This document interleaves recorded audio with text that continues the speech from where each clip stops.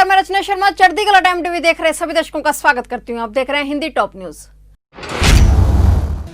कानपुर के shelter home में कई बच्चियों के संक्रमित मिलने के बाद इस मसले पर राजनीति बढ़ती जा रही है। इस मसले पर बीते दिन उत्तर प्रदेश बाल संरक्षण आयोग ने कांग्रेस महासचिव प्रियंका गांधी वाड्रा को एक नोटिस भेजा था। अब शुक्रवार सुबह प्रियंका गांधी ने इस पर जवाब दिया है। प्रियंका ने कहा है कि वह इंदिरा गांधी की पोती हैं, कोई अघोषित भाजपा प्रवक्ता नहीं है। प्रियंका गांधी वाड्रा ने अपने ट्विटर पर लिखा कि जनता के एक सेवक के रूप में उनका कर्तव्य यूपी की जनता के प्रति है और वह कर्तव्य सच्चाई को उनके सामने रखने का है, किसी सरकारी प्रोपेगेंडा को आगे रखने का नहीं।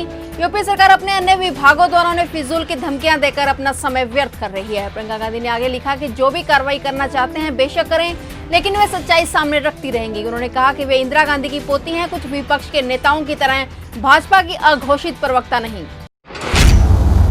प्रधानमंत्री नरेंद्र मोदी और उत्तर प्रदेश के मुख्यमंत्री योगी आदित्यनाथ ने आत्मनिर्भर उत्तर प्रदेश रोजगार अभियान की शुरुआत कर दी है। इसका मकसद प्रवासी कामगारों को रोजगार के अवसर पर उपलब्ध कराने के साथ साथ स्थानीय उद्यमिता को बढ़ावा दिया जाएगा।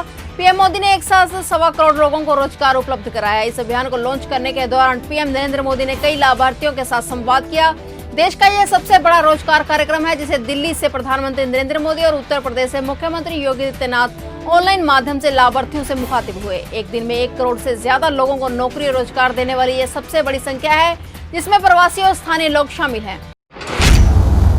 भारतीय मौसम विभाग की माने तो दिल्ली एनसीआर में भी मानसून सक्रिय हो गया है। ऐसे में बारिश का पूर्वानुमान भी जताया गया है। वहीं शुक्रवार को दिल्ली और आसपास के इलाकों में काले बादल छा गए और तेज हवाएं भी चलने लगी हैं। ऐसे में कई इलाकों में बारिश भी शुरू हो गई है। राष्ट्रीय राजधानी दिल्ली में शुक्रवार सुबह अचानक मौसम बदल गया। कई इलाकों में तेज हवाओं के साथ बारिश शुरू हो चुकी है।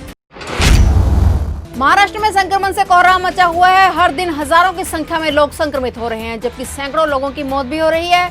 बड़ी संख्या में ड्यूटी पर तैनात पुलिस वाले भी महामारी के शिकार हो रहे हैं। अब तक राज्य में 54 पुलिसकर्मियों की मौत हो गई है, जबकि 4000 से ज्यादा पुलिस वाले वायरस की चपेट में आ गए हैं। ऐसे में महाराष्ट्र सरकार ने पुलिस वाले के लिए बड़ा ऐलान किया है। सरकार ने कहा है कि अगर किसी पुलिस वाले की महामारी से मौत हो जाती है तो उनके परिवार को सरकारी घर खाली नहीं करना होगा। महाराष्ट्र के गृह मंत्री अनिल देशमुख के मुताबिक जिस किसी पुलिस वाले को सरकारी घर मिला है और महामारी के चलते उसकी मौत हो जाती है तो फिर उनका परिवार उनके रिटायरमेंट की तारीख तक उस घर में रह सकता है।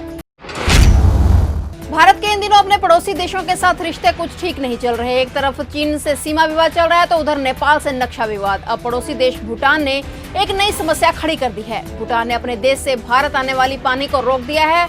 अचानक पानी रोके जाने की वजह से असम के बक्सा जिले के किसान काफी परेशान हैं। किसान केंद्र सरकार से इस मुद्दे को जल्द से जल्द सुलझाने की मांग कर रहे हैं। बता दें कि जिले में करीब 25 गांवों के 6000 से ज्यादा किसान खेती के लिए भूटान से आने वाले पानी पर ही निर्भर हैं। साल 1953 से यहाँ के किसान भूटान से आने वाले पानी से अपने खेतों की सिंचाई करते रहे हैं।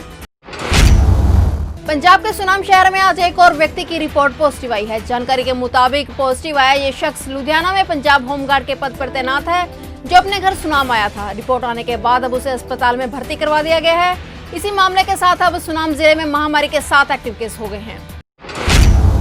वित्त मंत्री निर्मला सीतारमण ने कहा है कि देश की तरक्की के लिए अगर किसी देश से आयात किया जाता है तो इसमें कुछ भी गलत नहीं है। देश में चीन से आने वाले आयात पर अंकुश लगाने की बढ़ती मांग के बीच वित्त मंत्री का यह बयान काफी मायने रखता है। गौरतलब है कि देश में चीनी विरोधी राष्ट्रवाद चरम पर है।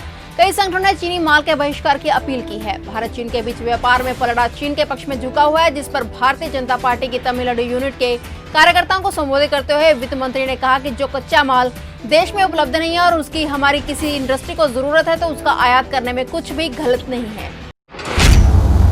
लद्दाख की गलवान घाटी में चीन सेना के साथ हुई हिंसक झड़प में 20 जवानों की शहादत को लेकर कांग्रेस नरेंद्र मोदी सरकार को घेरने में जुटी हुई है। कांग्रेस नेता राहुल गांधी की अगुवाई में देश भर में शहीदों को श्रद्धांजलि देने के लिए पार्टी आज का दिन शहीदों को सलाम दिवस के रूप में मना रही है। इसके तहत पार्टी देश भर में ऑनलाइन प्रदर्शन कर नियंत्रण रेखा पर भारतीय सीमा में चीनी अतिक्रमण का विरोध दर्ज करवाने में जुट चुकी है। हिमाचल प्रदेश सरकार ने बिजली की अधिक खपत करने वाले घरेलू उपभोक्ताओं को बड़ा झटका दिया है। प्रति माह 125 यूनिट से अधिक बिजली खपत करने वाले उपभोक्ताओं को दी जाने वाली सब्सिडी में कटौती की है। ऐसे में अब जुलाई से बढ़े हुए बिजली बिल आएंगे और नए बिजली बिलों पर 40 से 113 रुपए की बढ़ोतरी होने की संभावना है। 125 यूनिट तक बिजली खपत पर पहले की तरह ही सब्सिडी मिलती रहेगी। उत्तराखंड के 4 धाम 1 जुलाई से पूरे प्रदेश के लोगों के लिए खुल जाएंगे। राज्य सरकार ने दूसरे चरण में 1 जुलाई से उत्तराखंड के लोगों के लिए 4 धाम यात्रा खोलने पर सहमति दे दी है। मुख्यमंत्री से मुलाकात के बाद चार धाम विकास परिषद के उपाध्यक्ष शिव प्रसाद ममगाई ने यह जानकारी दी। 11 तारीख से चारों धामों के कपाट श्रद्धालुओं के लिए खुले थे, लेकिन पहले चरण में 30 जून तक सिर्फ स्थानीय निवासियों को ही दर्शन की अनुमति दी गई थी। केदारनाथ धाम में दर्शन के लिए रुद्रप्रयाग, बद्रीनाथ धाम में चमोली और गंगोत्री यमुनोत्री धाम में सिर्फ उत्तरकाशी के निवासी ही दर्शन कर सकते थे। फिलहाल टॉप न्यूज में इतना ही। तब तक के लिए देखते रहिए चढ़ती कला टाइम टीवी और मुझे दीजिए इजाजत। धन्यवाद।